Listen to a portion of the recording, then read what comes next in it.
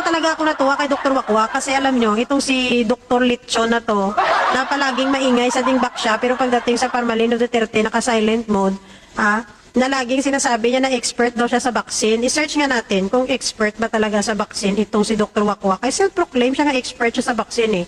Expert ba si Dr. Wakwak sa vaccine? Tingnan natin, kaya sabi niya expert daw siya eh. Tingnan natin. Si Dr. Wakwak Litson ay hindi isang vaccinologist. Ay! So, hindi siya pala vaccinologist. So, feeling niya pala nga expert lang talaga siya sa vaccine. So, guni-guni niya na talaga yun. Oh. Oh, ang vaccinologist ay isang siyentipiko na nagdidisenyo o gumagawa ng bakuna. Hindi siya gali bilong yan sa vaccinologist. Siya gali. Sige, feeling niya expert siya sa vaccine.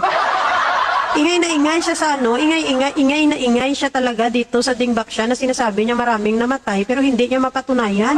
Kaya mismo na World Health Organization na ang nagsasabi na walang nagpapatunay na may namatay sa bakuna ng dingbak siya. So guni-guni lang talaga ni Litson yan para mapaingay nila ang dingbak siya at matakpan ang Parmalini Duterte. Diba? Grabe no?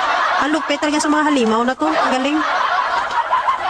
O, saan ba siya kilala? Kilala lang siya sa public health expert at expert sa witness and regulatory affairs ng bakuna sa Pilipinas pero hindi siya vaccinologist.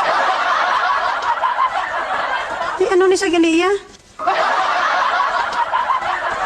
Tagapagpayo sa National Vaccination Program. Tagapagpayo ka lang, hindi ka naman pala vaccinologist. So bakit kayo kumukuha ng tagapagpayo sa National Vaccination Program nyo ng doktor na hindi naman expert sa vaccine? Hindi vaccinologist, ay nano ni man ang gobyerno taman.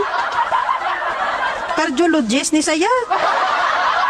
Internal medicine and cardiologist, tapos kinpasok nyo dyan sa ano?